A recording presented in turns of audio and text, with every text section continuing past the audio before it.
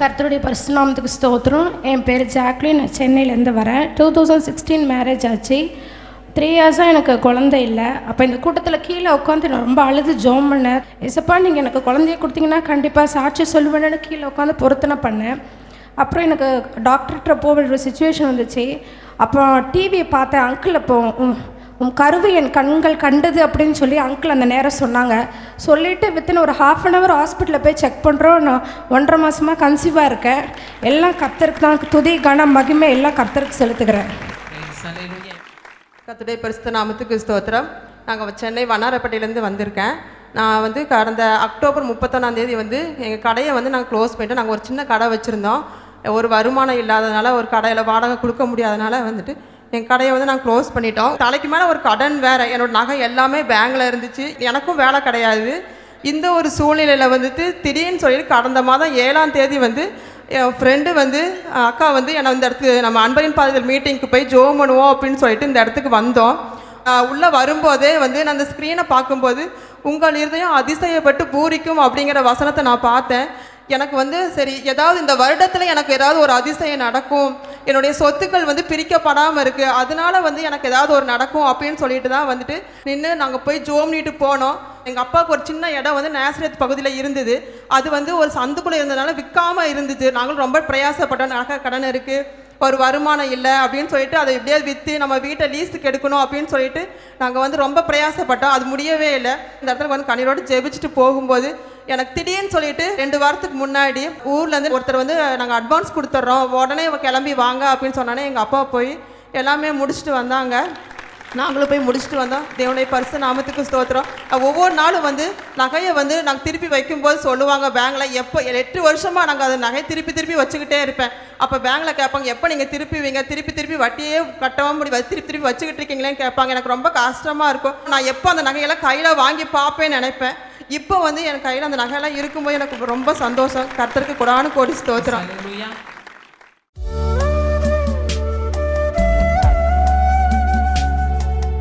கிறிஸ்துவுக்குள் மிகவும் பிரியமான எனதருமை சகோதர சகோதரிகளை, நம்மை சிருஷ்டித்தவரும் நம்மை உண்டாக்கினவரும் நம்மை ஒருபோதும் மறந்து போகாதவருமாகிய இயேசு கிறிஸ்துவின் இணையற்ற நாமத்தினாலே உங்கள் எல்லாரையும் வாழ்த்தி ஆசீர்வதிக்கிறேன். அல்லேலூயா. எல்லாரும் சந்தோஷமா இருக்கீங்களா? இந்த நாளிலும் ஆண்டவருடைய பாதப்படியில் அமர்ந்து, ஆண்டவரே என் பிள்ளைகளுக்கு என்ன வார்த்தை சொல்ல போகிறேன், என்ன வார்த்தை சொல்லி என் பிள்ளைகளை ஆசீர்வதிப்பது தேவனுடைய திட்டமாக இருக்கிறது. தேவ சமூகத்திலே ஜெபத்திலே தரித்திருந்த பொழுது நம்மை ஆசீர்வதிக்கும்படி பரலோகம் கொண்டு வந்திருக்கிற மங்கள வார்த்தை எண்ணாகமத்தின் புஸ்தகம் 6ஆம் அதிகாரம் 25வது வசனமும் 27வது வசனமும் வாசிப்போமா?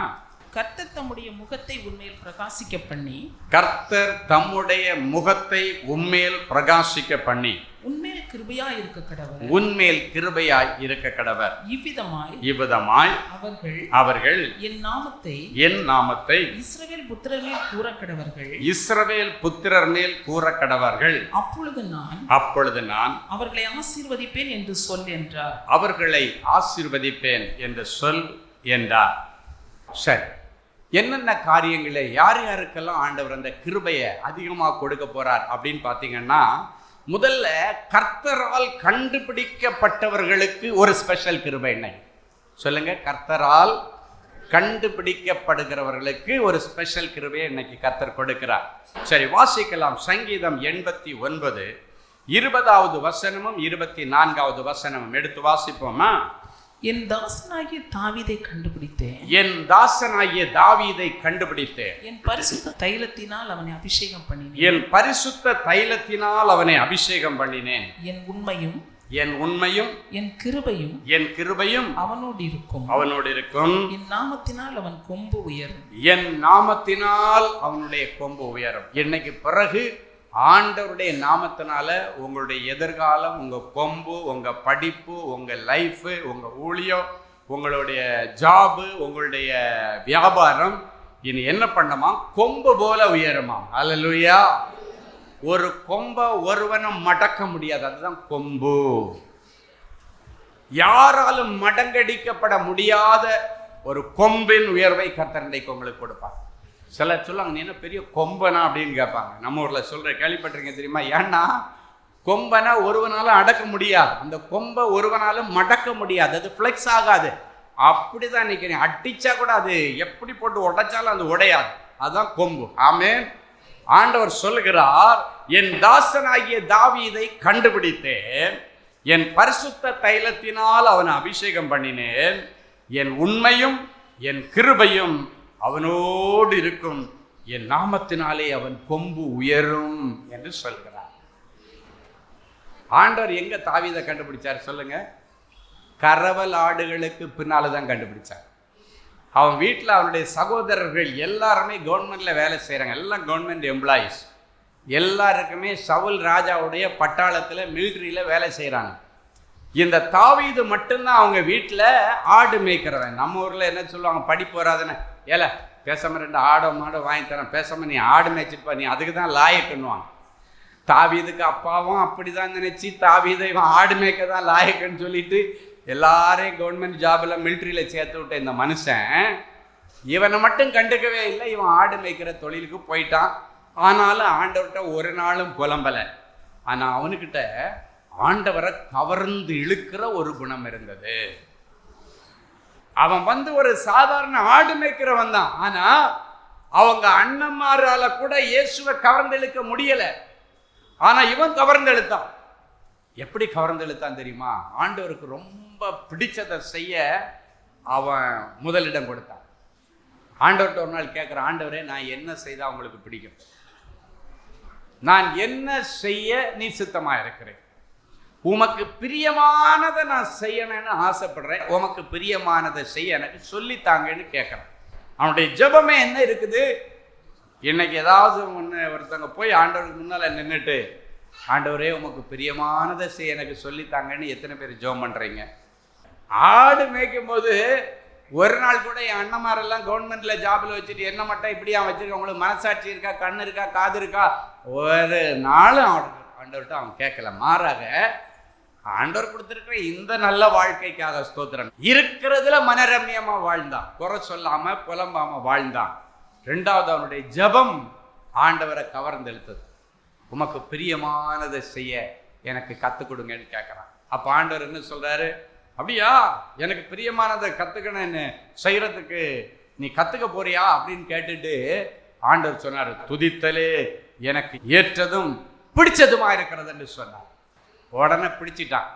என்ன பண்ணுன்னா ஆண்டவரை மயங்க வைக்க முடியுமோ அதை வச்சு ஆண்டவரை மயக்கிட்டான். ஆமேன். ஏன்னா அவருக்கு என்ன பண்ணுன்னா அவர் மயங்குவார் தெரியுமா? நீ துதிக்க ஆரம்பிச்சேன்னா அவர் ஒன்றை சுற்றி சுற்றி சுற்றி சுற்றி வருவார். இன்னும் கொஞ்ச நேரம் துதிக்க மாட்டானா, இன்னும் கொஞ்ச நேரம் ஆராதிக்க மாட்டான், இன்னும் கொஞ்ச நேரம் என் பிள்ளை பாட மாட்டானா, ஒன்றை சுற்றி சுற்றி வருவார். ஆண்டவரே மயக்கினவன் தான் தாவீது. பாடி பாடி இசைக்கருவிகளை வாசித்து வாசித்து நல்லா ஆண்டவரை கவர்ந்து எழுத்தவன். அவர் ஒரு நல்ல பொய்டிஷியன். அது அப்படின்னா நல்ல பாடல்களை எழுதுகிற தாளந்துள்ளவன், இசையமைக்கிற தாளந்துள்ளவன், நல்லா பாடுகிற தாளந்துள்ளவன், நடனமாடுகிறவன், பிரசங்கிக்கிற தாளந்துள்ளவன். அப்படிப்பட்ட ஒரு மனுஷன் ஒரு ஆடுகளுக்கு பின்னால ஒளிஞ்சிக்கிட்டு இருந்தவன ஆண்டவர் சொல்றாரு, என் தாசனாகிய தாவீதை நான் கண்டுபிடித்தேன் என்று சொல்லுங்க. ஆண்டவர் வந்து சாமுவேல் தீர்க்கதரிசிட்ட, ஈசாயின் குமாரர்கள் ஒருத்தனை ராஜாவாக்க போற, நீ போய் தைல கொம்பை எடுத்துட்டு போய் அந்த கொம்பு தைலத்தை நிரப்பி நீ எடுத்துட்டு போன்னு சொல்ற. சவுல அபிஷேகம் பண்ணும்போது தைல குப்பி அபிஷேகத்தை ஊத்தினார். இப்ப சொல்றாரு, குப்பி உடைஞ்சிருண்டா, கொம்பு உடையவே உடையாது. அதனால குப்பி அபிஷேகம் நீ வேண்டாம், நான் குப்பி அபிஷேகம் பண்ணி அதை உடைச்சி போட்டான் இந்த சவுல். அதனால சாமுவேல்கிட்ட சொல்றாரு, இனி குப்பி அபிஷேகத்தை எடுத்துட்டு போற, கொம்பு அபிஷேகம், உடைக்க முடியாத கொம்புல அபிஷேகத்தை ஊத்தி எடுத்துட்டு போ. ஈசாயின் குமாரில் ஒருத்தனை நான் ராஜாவாக்க போறேன். ஈசாயிட்ட வந்து சொன்னா அவங்க அப்பா நினைக்கிறாரு, இவனுக்கு எங்க அரசியல் வாசனை, இவனுக்கு எங்க அரசாங்கத்தை பத்தி, அவன் அரசாட்சியை பத்தி என்ன தெரியும், ஆடு மேய்க்கிறத பத்தி தான் இவனுக்கு தெரியும்னு சொல்லி மற்ற பிள்ளைகளை எல்லாம் கூப்பிடுறாரு. ஆண்டவர் எல்லாரையும் பார்த்துட்டு reject reject reject reject reject எல்லாரையும் ரிஜெக்ட் பண்ணிட்டார். இப்ப சாமுவேல் தீர்க்கதரிசி கேட்கிறாரு, வேற பிள்ளை உனக்கு இல்லையா? ஒருத்தன் இருக்கிறான், அவன் கரவலாடுகளுக்கு பின்னால ஒளிஞ்சிட்டு இருக்கிறான். அப்பதான் அவன் சொல்றான், அவனை அழைச்சிட்டு வாங்க, யாருக்கு தெரியும் ராஜ மேன்மை அவனுக்கு கிடைக்கலாமே, அவனுக்குன்னு ஆண்டவர் வச்சிருக்கலாமே, அவனை கூட்டுவாங்க. அதான் ஆண்டவர் சொல்றாரு, என் தாசனாகிய தாவீதை நான் கண்டுபிடித்தேன். அவங்க அப்பா காட்டல, நான் கண்டுபிடிச்சேன்னு சொல்றாரு. எப்படி ஆண்டவர் சொன்னார் தெரியுமா? அவங்க அப்பா அவனை கூட்டு வந்து முன்ன நிறுத்தல. ஆண்டவர் சாமுவேல் தீர்க்கதரிசி மூலமா கேட்கிறார், வேற பிள்ளை இல்லையா, வேற வழி இல்லாம சொல்றேன், இப்படி ஒருத்தர் இருக்கிறான்னு. அதான் சொல்றாரு, நான் அவனை கண்டுபிடித்தேன். அவங்க அப்பா என்கிட்ட கொண்டு வந்து விடல, அவங்க அண்ணன் தம்பி கொண்டு விடல, நான் அவனை கண்டுபிடித்தேன். அவனை நானே அபிஷேகம் பண்ணினேன், என் கிருபையை அவனுக்கு கொடுத்தேன். அதனால என் நாமத்தினால அவன் கொம்பு உயரும். அவனுக்கு பெரிய அரசாட்சி பாருங்க. அதன் பிறகு அவனுடைய சகோதரர்கள் எல்லாம் இவனுக்கு கீழே நின்று பணிவிடை செய்யக்கூடிய அளவில், வேலை செய்யக்கூடிய அளவில் கர்த்தர் அவனை ராஜாவாக அபிஷேகம் பண்ணினார். இன்னைக்கு ஆண்டவர் உங்களை பார்த்து சொல்றாரு, ஆண்டவரை கவர்ந்தெழுக்கிற குணாதிசயம் உன்னிடத்தில் என்ன இருக்கிறது? ஆண்டவரை கவர்ந்து இழுக்கிற அளவுக்கு உங்ககிட்ட என்ன இருக்கு?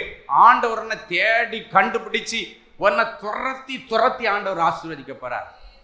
ஆண்டவர் சொல்லியிருக்கார், ஜீவன் உள்ள நாளெல்லாம் நன்மையும் கிருபையும் உன்னை பின்தொடர்ந்து வரும். அப்படின்னா என்ன தெரியுமா?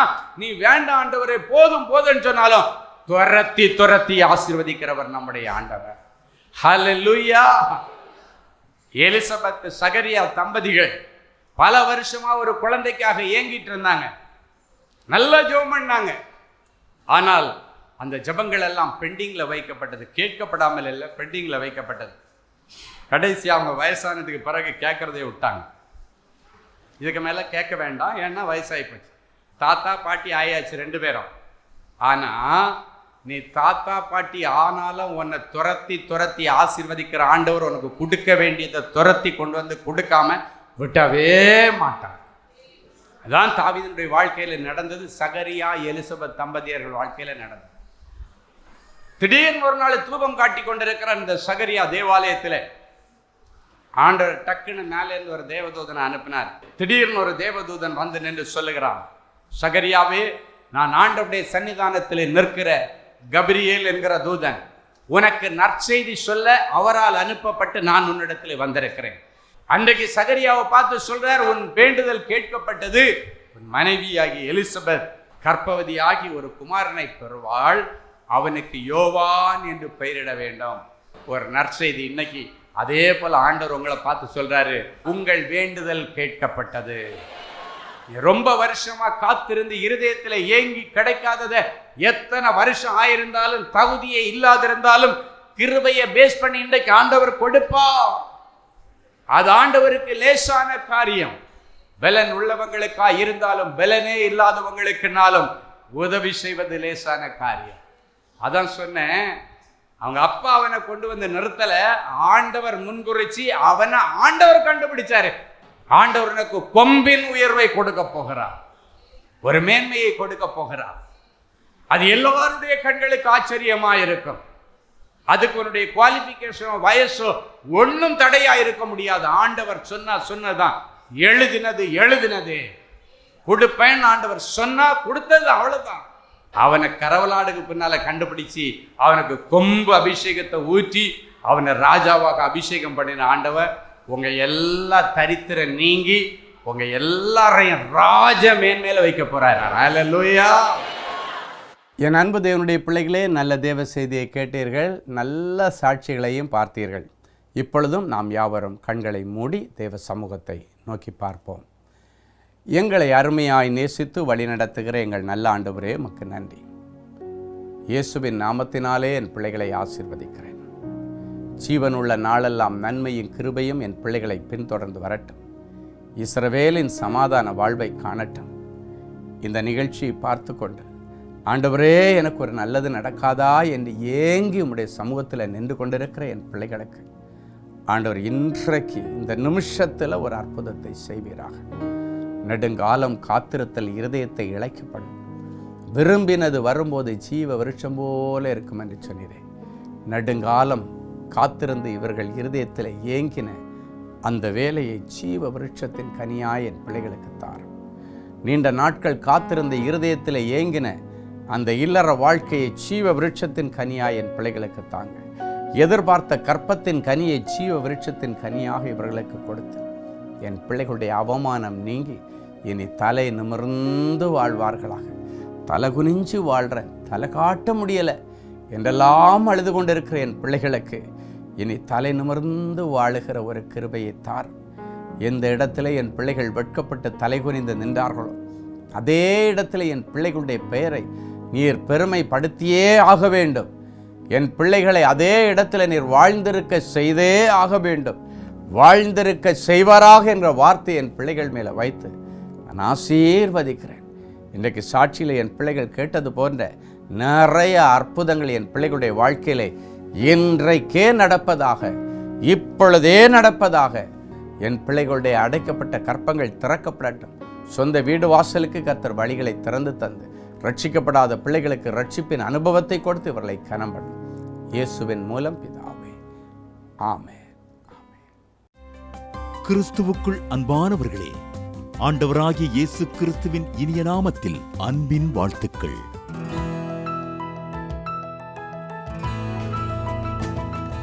எங்களுடைய மார்வெல் திருமண தகவல் மையத்தை ஆன்லைன் சேவை மூலம் உங்களுக்கு அறிமுகப்படுத்துவதில் நாங்கள் மிகுந்த மகிழ்ச்சி அடைகிறோம். எங்களது மார்வெல் திருமண மையம் கிறிஸ்தவ குடும்பத்தில் திருமணத்திற்கு ஆயத்தமாயிருப்பவர்கள் தங்களுக்கு ஏற்ற வாழ்க்கை துணையை தேர்ந்தெடுக்க சிறந்த திருமண சேவை மையமாக இருக்கிறது. மேலும் மார்வெல் திருமண தகவல் மையத்தில் நீங்கள் பதிவு செய்வதற்கு எங்களது இணையதள முகவரி www.marvelmatrimony.com மற்றும் அலைபேசி எண் 7824855999 என்ற எண்ணிற்கு தொடர்பு கொள்ளலாம்.